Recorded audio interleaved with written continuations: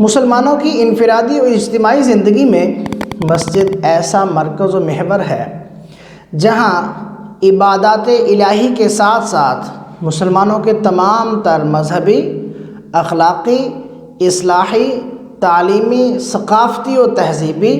سیاسی اور اجتماعی امور کی رہنمائی ہوتی ہے۔ حضرت ابو ہریرہ رضی اللہ تعالیٰ عنہ سے روایت ہے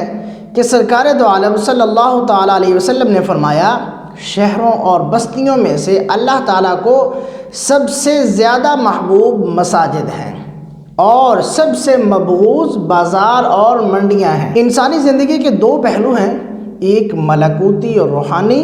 یہ نورانی اور لطیف پہلو ہے، اور دوسرا مادی اور کثافتی، جو ظلماتی اور کثیف پہلو ہے۔ ملکوتی اور روحانی پہلو کا تقاضا اللہ تعالیٰ کی عبادت اور اس کا ذکر جیسے مقدس افعال و اعمال ہیں۔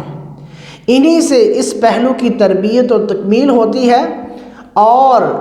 انہی کی وجہ سے انسان اللہ پاک کی خاص رحمت و محبت کا مستحق قرار پاتا ہے، اور ان مبارک افعال و اعمال کے خاص مراکز مساجد ہیں جو ہر وقت ذکر و عبادت سے معمور رہتی ہیں، اور اس وجہ سے ان کو بیت اللہ سے ایک خاص نسبت ہے۔ اس لیے انسانی بستیوں اور آبادیوں میں سے اللہ تعالیٰ کی نگاہ میں سب سے زیادہ محبوب یہ مساجد ہیں، جبکہ بازار اور منڈیاں اپنے اصل موضوع کے لحاظ سے انسانوں کی مادی و کثافتی تقاضوں اور نفسانی خواہشات کے مراکز ہیں، اور وہاں جا کر انسان عموماً خدا سے غافل ہو جاتا ہے، اور ان کی فضا اس غفلت اور منکرات و معصیات کی کثرت کی وجہ سے ظلماتی اور مکدر رہتی ہے۔ اس لیے وہ اللہ پاک کی نگاہ میں انسانی آبادیوں کا سب سے زیادہ مبغوض حصہ ہے۔ حدیث مبارکہ کی اصل روح اور منشا یہ ہے کہ اہل ایمان کو چاہیے کہ وہ مساجد سے زیادہ تعلق رکھیں اور ان کو اپنا مرکز بنائیں، اور منڈیوں اور بازاروں میں صرف ضرورت کے وقت جایا کریں اور وہاں پر دل نہ لگائیں، اور وہاں کی آلودگیوں مثلا جھوٹ، فریب اور بددیانتی سے اپنی حفاظت کیا کریں۔ ان حدود کی پابندی کے ساتھ بازاروں سے تعلق رکھنے کی اجازت دی گئی ہے، بلکہ ایسے سوداگروں اور تاجروں کو خود سرکار دو عالم صلی اللہ تعالیٰ علیہ وسلم نے جنت کی بشارت اور خوشخبری سنائی ہے، جو اللہ تعالیٰ کے احکام اور اصول، دیانت اور امانت کی پابندی کے ساتھ تجارتی کاروبار کرتے ہیں۔ اور یہ بالکل ایسا ہی ہے جیسا کہ بیت الخلاء غلاظت اور گندگی کی جگہ ہونے کی وجہ سے اگرچہ اصلاً سخت ناپسند مقام ہے،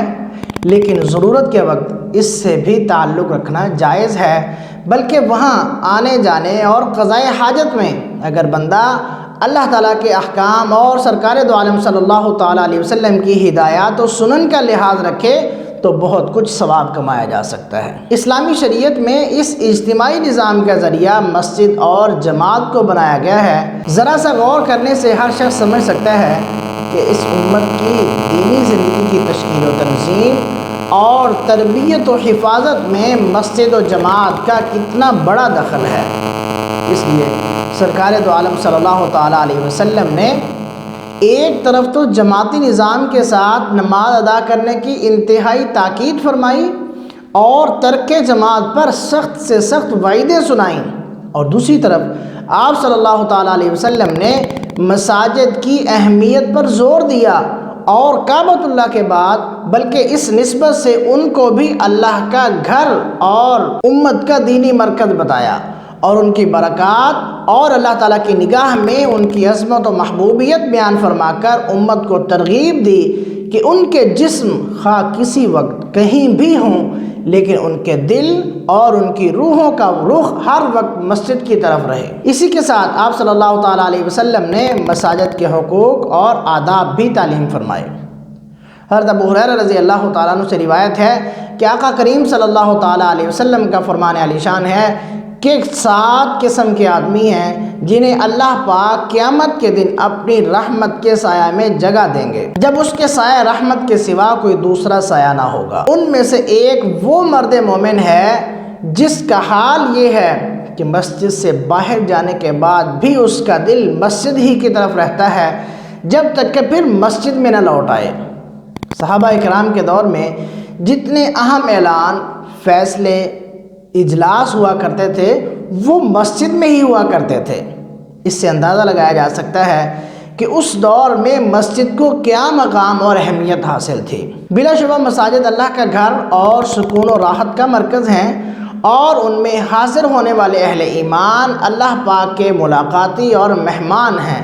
اللہ پاک اپنے خاص فضل و کرم سے ہمیں بھی مساجد میں دل لگانے والا بنائے، آمین۔